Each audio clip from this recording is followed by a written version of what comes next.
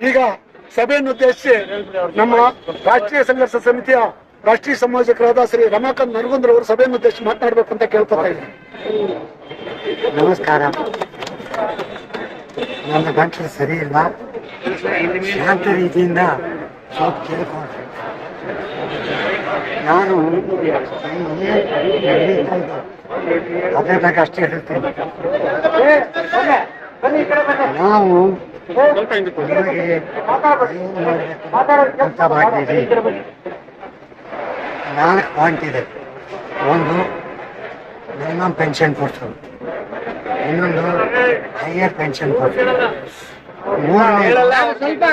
ಅವ್ರಿಗೆ ಗಂಟ್ಲ ಸರಿ ಇಲ್ಲ ಸರ್, ಆಮೇಲೆ ಗ್ರೂಪಲ್ಲಿ ಹಾಕ್ತೀವಿ ವಿಡಿಯೋನ ಪೂರ್ತಿ ಎಲ್ಲ ಕೇಳಿಸ್ಕೊಳ್ಳಿ. ಮೂರನೇದು 70 ವರ್ಷ ಮೇಲ್ಪಟ್ಟವರಿಗೆ ಆಯುಷ್ಮಾನ್ ಕಾರ್ಡ್ ಕೊಡಿಸೋದು. 4ನೇದು ಕರ್ನಾಟಕ ಸರ್ಕಾರದಿಂದ ನಿಮಗೆ ಬೇಕಾಗ್ತದೆ ಒಂದು ಪೆನ್ಷನ್ ಕೊಡಿಸೋದು. ಅದಕ್ಕೋಸ್ಕರ ನಾವು ಹೋರಾಟ ಮಾಡ್ತಾ ಇದ್ದೀವಿ. ನೀವೆಲ್ಲರೂ ಬಂದಿದ್ದಕ್ಕೆ ತುಂಬಾ ಧನ್ಯವಾದಗಳು. 40ನೇ ದಿವಸ ಏನು ಸೆಂಟ್ರಲ್ನಲ್ಲಿ ನಡೆದಿದೆ ಅದು ಹೇಳಕ್ಕೆ ಬಯಸುತ್ತೇನೆ. ಎಲ್ಲೆಲ್ಲಿ ವಿಧಾನಸಭಾ ಎಲೆಕ್ಷನ್ಸ್ ಇದೆಯೋ ಮಹಾರಾಷ್ಟ್ರ, ಹರಿಯಾಣ ಹಾಗೂ ಕಾಶ್ಮೀರ್, ಜಮ್ಶೆಡ್ಪುರ್ ಎಲ್ಲ ಕಡೆ ಕೂಡ ನಮ್ಮ NAC ನಮ್ಮ ಟೀಮ್ಗಳು ಅಲ್ಲಿ ಕ್ಯಾಂಪೇನ್ ಮಾಡ್ತಾ ಇದ್ದಾರೆ.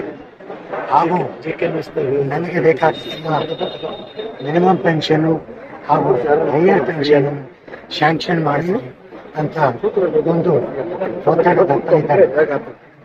2ನೇದಾಗಿ ಕಮಾಂಡರ್ ಅಶೋಕ್ ರಾವತ್ ಅವರು ಡೆಲ್ಲಿಗೆ ಇವತ್ತಿನ ದಿವಸ ನಮ್ಮ ಲೇಬರ್ ಮಿನಿಸ್ಟ್ರಿ ಮೀಟ್ ಮಾಡೋಕ್ಕೆ ತೆರಳೋರಿದ್ದಾರೆ. ಹಾಗೂ ವೀರೇಂದ್ರ ಸಿಂಗ್ ಅವರು ಡೆಲ್ಲಿನಲ್ಲೇ ಕೂತು ಬೇರೆ ಕೆಲಸಗಳನ್ನು ಮಾಡ್ತಾ ಇದ್ದಾರೆ. ನಮ್ಮ ಕೆಲಸ ಏನಂದ್ರೆ ನಿಮಗೆ ಪೆನ್ಷನ್ ಕೊಡಿಸೋ ಬಿಟ್ಟು ಬೇರೆ ಏನಿಲ್ಲ. ಹಗಲು ರಾತ್ರಿ ಅದೇ ವಿಚಾರ ಮಾಡ್ತೀವಿ. ಸಂಘಟನೆ ಸಂಘರ್ಷ ಎಲ್ಲಿ ಒಕ್ಕಟ್ಟಿದೆಯೋ ಅಲ್ಲಿ ಜಯ ಗ್ಯಾರಂಟಿ. ನಿಮ್ಮ ಒಕ್ಕಟ್ಟು ನಮ್ಮ ಜಯಕ್ಕೆ ಕಾರಣ ಆಗುತ್ತೆ. ನಮ್ಮ ಜೊತೆಗಿರಿ, ಆದಷ್ಟು ಬೇಗನೆ ನಿಮಗೆ ಪೆನ್ಷನ್ ಕೊಡಿಸೇ ತೀರ್ತೀವಿ ಅಂತ ಹೇಳಿ ನನ್ನ ಆತ್ಮಾತ್ರ ಸಭೆಯನ್ನು ಉದ್ದೇಶಿಸಿ ಮಾತನಾಡ. ನಮಸ್ಕಾರ. ನಾನು Ramakant Nargund, chief coordinator national education committee. ನಿಮ್ಮ ಮುಂದಗಡೆ ಸರ್ವಜ್ಞ ಹೇಳಿದ್ದಾನೆ, ಕೈ ಕೆಸರಾದರೆ ಬಾಯಿ ಮೊಸರು. ಹಾಗೂ ಆಲ್ಬರ್ಟ್ ಐನ್ಸ್ಟೈನ್ ಕೂಡ ಕಷ್ಟದ ಮಧ್ಯದಲ್ಲೂ ಅವಕಾಶವಿದೆ ನೋಡಿ.